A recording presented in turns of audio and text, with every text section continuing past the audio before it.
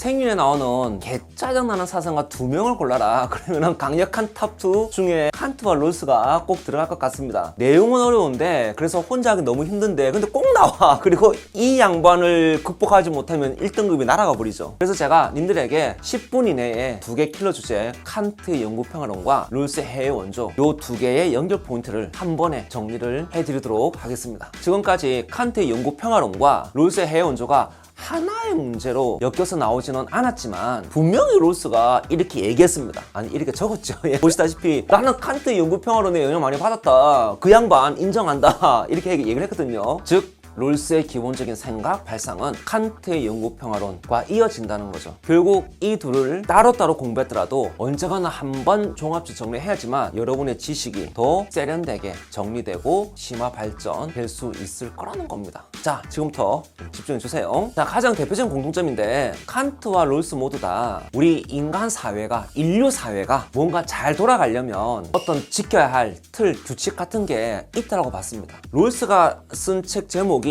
만민법이거든요. Law of Peoples 이렇게 되는데 이 만민법은 국제사에서 지켜져야 되는 일종의 정의관이라고 롤스가 얘기를 했고 여기서 이제 우리는 이 정의관을 법이라고 표현한 거죠. 다시 말하면 뭔가 지켜야 되고 안 지키면 안 될 것 같은 그런 규칙이 있다는 거죠. 그리고 칸트도 마찬가지입니다. 칸트가 세계평화, 영구적인 세계평화를 구상을 하면서 국내법 또는 시민법이라고 합니다. 그 다음에 국제법, 세계시민법 이렇게 규정을 했거든요. 다시 말하면 칸트도 뭐 알아서 해라 해서는 세계평화 안 되고 우리 행동을 규정해주는 그리고 뭡니까 우리의 이성, 우리 초의 이성으로 도출될 수 있는 규칙들이 있고 그 규칙들에 의해서 우리 평화가 달성될 수 있다라고 본 거죠. 이 두 친구 이제 공통점을 볼 수 있습니다. 자, 그래서 이제 이 큰 이제 이 규칙을 좀 더 디테일하게 들어가면 됩니다. 칸트가 분명 세계평화는 가능하다고 보았는데 뭐 세계 단일 정부, 뭐 세계 공화국 이런 걸로는 영구적인 세계평화는 안 되고 자유로운 국가들의 연맹에 의해서 영구적인 세계평화가 달성될 수 있다 라고 했는데 이게 국제법 얘기예요, 칸트의. 자, 여기서 주목해야 될 것은 그냥 국가가 아니고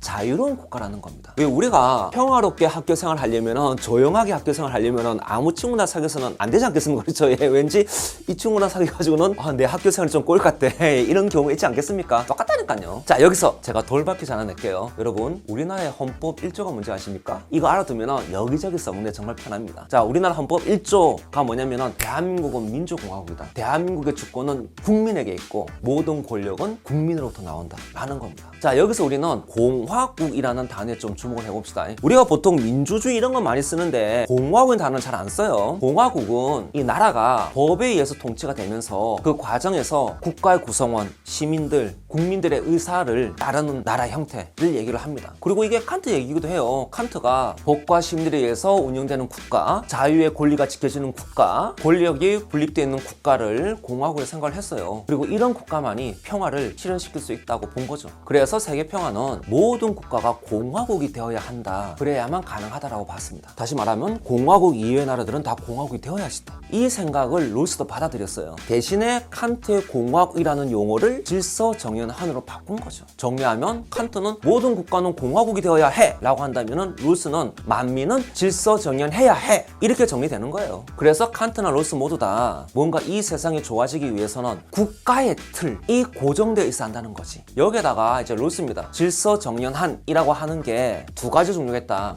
자유적이던가 아니면은 적정수준이던가. 다시 말하면 질서정연한 틀에는 자유적인 틀도 있고 적정수준의 틀도 있고 요 두 가지 틀 중에 하나가 되면은 질서정연하다라고 봤다. 요 지식 하나 딱 추가시키면 돼요. 그러면 이렇게 정리될 수 있겠죠. 칸트 모든 국가는 공화정이라는 틀을 갖춰야지 돼. 그러면 롤스는 뭡니까? 모든 국가는 자유적인 틀을 갖추든가 또는 적정수준의 틀을 갖추든가. 굿. 자, 다음으로 칸트와 롤스 모두 다 이 국가들은 기본적으로 독립국가, 즉 자율성 또는 주권을 인정받아야 한다는 겁니다. 어찌 보면 당연히 얘기는 한데 이제 칸트는 이제 이렇게 얘기를 했어요. 어떠한 국가도 다른 국가에 폭력적으로 간섭해서는 안 돼. 이렇게 한 거라. 그러니까 독립국가는 간단히 말하면은 물건 취급 당하면 안 돼 라는 거죠. 그리고 이제 롤스도 이와 비슷하게 민주적 국가들, 나름 정의로운 국가들 간에는 지켜야 될 규칙이 있다고 봤는데 롤스 표현으로는 자유롭고 평등한 민주적 국민들에게는 익히 알려진 전통적인 정의 원칙들이 있다. 그 중에 하나가 이겁니다. 만민은 자유롭고 독립적이다. 그리고 그건 존중돼야 된다. 그리고 만민은 불간섭의 의무 준수해야 된다.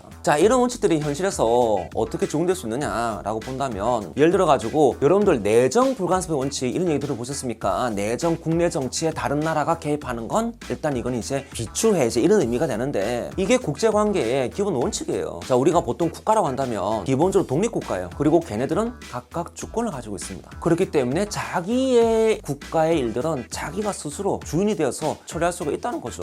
우리나라 대통령 선거하는데 뭐 미국 지도자나 중국 지도자가 나는 땡땡당 후보가 마음에 드는데 한국 국민들도 내 얘기 들어봐라, 내 얘기를 들어라 라고 하면은 우리 개빡치 같지 않냐? 지네들이 뭔데? 요게 주권이에요. 그래서 요거 약간 이제 칸트 논리를 약간 운용하자면, 자, 칸트 실천 이상 가진 존재들입니다. 각각의 개인들이 되겠죠? 각각 독립적이고 자율적인 존재들이 되지 않니? 얘네들이 어떤 나라 안에서 살든지 간에 요건 지켜지는 게 좋은 상황이 되겠지. 그럼 이제 똑같은 거라. 국내 사회가 이러면은 국제에서도 마찬가지. 우리나라입니다. 자유롭고 독립적인, 자율적이고 독립적인 국가. 또 마찬가지. 우리나라 옆 나라의 일본이야. 일본도 마찬가지. 자유롭고 독립적인 국가들이 뭐니? 각각 독자적으로 살아가는 거지. 까짓거 뭐. 그렇지 않니? 그래서 칸트든 롤스든 간에 이렇게 이제 독립적이고 자율적인 국가들이 국제 관계를 형성해 가는 거야 라고 하는 건 다 인정한다고. 그래서 뭐 요 정도로 이렇게 받아들이시면 될 것 같습니다. 자, 다음으로 이제 공통점은 이제 자기 방어의 원리인데, 이거 여러분 많이 틀려요. 뭐 같은 냐면은 칸트 상비군은 점진적으로 그러나 완전히 철폐해야 한다 라고 했거든요. 여기서 이제 우리들은 완전히 철폐해 왠지 좀 이렇게 이상한데 거부감을 느껴. 근데 요거는 우리의 좀 특수한 상황을 좀 아셔야지 돼요. 그리고 상비군이라는 용어가 갖고 있는 그 의미를 아셔야지 돼요. 자, 무슨 말이냐? 자, 우리나라 휴전국가죠. 그렇죠? 이렇게 이제 휴전선이 있으면 그럼 우리 이제 군대를 주로 이제 이 휴전선이죠. 요게 배치를 합니다. 그렇지. 당연한 거죠. 그렇죠? 예. 자, 그런데 만약 일본이 근데 만약 일본이 일본이야. 일본이 여기저기 있던 군대들 갖다가 여기다가 다 쫙 한 이제 몰아서 배치한다고 한번 해봅시다. 야, 그러면 우리 이런 거 하지 않을까? 독도 침공하려고 그러는 거 아닌가 혹시? 예. 뭐지? 이놈의 새끼들이? 예. 라고 생각하지 않을까? 그리고 더 보라 뭡니까? 그러면은 우리가 먼저 선빵 나야 되겠네. 할 수도 있겠죠. 그래서 이제 이 상황이 평화에 어긋나는 상황이 된다는 거예요. 내용 이해를 위해서 여러분들이 상비군이라는 용어를 이렇게 받아들이시면 좋아요. 항상 상시로 비공격을 준비하는 군대, 방어용이 아니야. 상비군의 용어 자체가. 그래서 당연히 평화를 위해서라면 이 공격용 군대들은 없애는 게 맞지 않겠습니까? 자, 여기서 이제 하나만 해결하면 됩니다. 상비군은 공격용 군대라는 거야. 자기 방어는 또 다른 문제라고. 상비군을 없앤다는 게 우리 자기 방어 포기한다는 얘기가 아니에요. 윤리의 기본 원칙 중에 하나가 뭐냐면 자기 방어의 원리야. 분명히 칸트도 이렇게 얘기를 합니다. 어떻게 얘기하느냐? 상비군은 완전히 철폐되어야 하지만 그러나 자신과 조국을 외부의 공격으로부터 지켜내기 위해서 방어하는 건 그건 다른 문제라고. 나오잖아. 그렇지? 그리고 롤스도 이제 비슷한 얘기를 합니다. 만민은 자기 방어의 권리를 갖는다. 이건 권리라니까 얘들아. 그러나 자기 방어 이외의 이유로 전쟁 일으키면 돼? 안 돼? 안 돼. 됐잖아.